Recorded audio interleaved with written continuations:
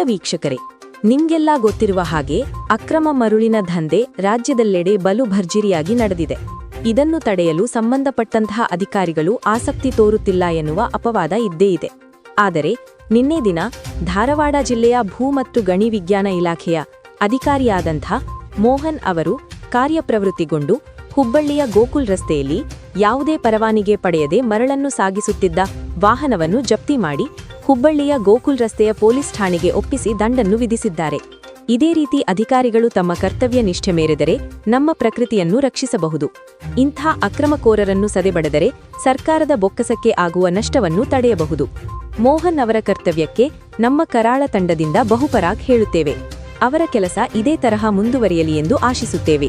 ಬಸವರಾಜ್ ತೋಟಗೇರ್, ಕರಾಳ ಸತ್ಯ ನ್ಯೂಸ್, ಹುಬ್ಬಳ್ಳಿ. ನಮಸ್ಕಾರ ವೀಕ್ಷಕರೇ, ನಾನು ಬಸವರಾಜ್ ತೋಟಗೇರ್, ಕರಾಳ ಸತ್ಯ ನ್ಯೂಸ್. ಹುಬ್ಬಳ್ಳಿ ಧಾರವಾಡದಲ್ಲಿ ಅಕ್ರಮವಾಗಿ ಮರಳು ಸಾಗಾಣಿಕೆ ಏನಿದೆಯಲ್ಲ, ತುಂಬ ದಿನದಿಂದ ಸಾಕಷ್ಟು ಕಂಪ್ಲೇಂಟ್ಗಳು ನಡೀತಾ ಬರ್ತಾನೆ ಇವೆ. ಅದರ ಸಂಬಂಧಪಟ್ಟಂಥ ಇಲಾಖೆ ಆಗಲಿ RTO ಅವರಾಗಲಿ ಅಷ್ಟೊಂದು ಕ್ರಮ ತೆಗೆದುಕೊಂಡಿಲ್ಲ ಅಂತ ಹೇಳ್ಬಿಟ್ಟು ಒಂದಷ್ಟು ಅವ್ರ ಮೇಲೆ ಆಪಾದನೆ ಕೂಡ ಇದ್ವು.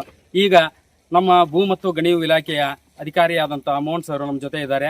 ಇವತ್ತು ಅವರು ಯಾವುದೇ ರೀತಿಯ ಪಾಸ್ ಇಲ್ಲದೆ ಗಾಡಿ ಹೊಡಿತಾ ಇದ್ರು. ಇದು ಇವರ ಕಣ್ಣಿಗೆ ಬಿದ್ದಾಗ ತತ್ಕ್ಷಣ ಕಾರ್ಯಪ್ರವೃತ್ತಿಗೊಂಡು ಮೋಹನ್ ಸರ್ ಅವರು ಆ ಗಾಡಿಯನ್ನು ತಡೆಗಟ್ಟಿ ಗೋಕುಲ್ ರೋಡ್ನಲ್ಲಿರೋ ಪೊಲೀಸ್ ಠಾಣೆಗೆ ಒಪ್ಪಿಸಿ ಅದರ ಮೇಲೆ ಏನು ಕ್ರಮ ತೆಗೆದುಕೊಳ್ತಾರೆ ಅಂತ ಹೇಳ್ಬಿಟ್ಟು ನೋಡೋಣ. ಸರ್ ನಮಸ್ಕಾರ. ಇವತ್ತೇನು ವೆಹಿಕಲ್ ಹಿಡ್ದಿದ್ದೀರ, ಗಾಡಿ ಹಿಡ್ದಿದ್ದೀರಲ್ಲ, ಅದ್ರ ಬಗ್ಗೆ ಏನು ಹೇಳ್ತಾ ಇದ್ದೀರಾ? ಏನಿಲ್ಲ, ಇದು ನಾವು ಗಾಡಿ ಗೋಕುಲ್ ರೋಡಲ್ಲಿ ಬರುವಾಗ ಇದೊಂದು ಗಾಡಿ ಬರ್ತಾ ಇತ್ತು ಸ್ಯಾಂಡಿಂಗ್. ಸೊ ಅದನ್ನು ನಾವು ನಿಲ್ಲಿಸಿ ಅದನ್ನು ಕೇಳಿದ್ವಿ. ಅದ್ರ ಬಗ್ಗೆ ತಪಾಸಣೆ ಮಾಡಿ ಅದರ ಸಂಬಂಧಪಟ್ಟ ಹಾಗೆ ಪರವಾನಗಿ ಏನಾದರೂ ಇದೆಯಾ ಅಂತ ಕೇಳಿದಾಗ ಅದು ಯಾವುದು ಪರವಾನಗಿ ಇಲ್ಲ ಅಂತ ಹೇಳಿದರು. ಸೊ ಅದರ ಸಂಬಂಧ ಮುಂದಿನ ಒಂದು ಕಾನೂನು ಕ್ರಮ ಸಂಬಂಧ ಅದು ಗೋಕುಲ್ ರೋಡ್ ಪೊಲೀಸ್ ಸ್ಟೇಷನ್ ಅವರಿಗೆ ಹ್ಯಾಂಡ್ ಓವರ್ ಮಾಡಿದ್ವಿ.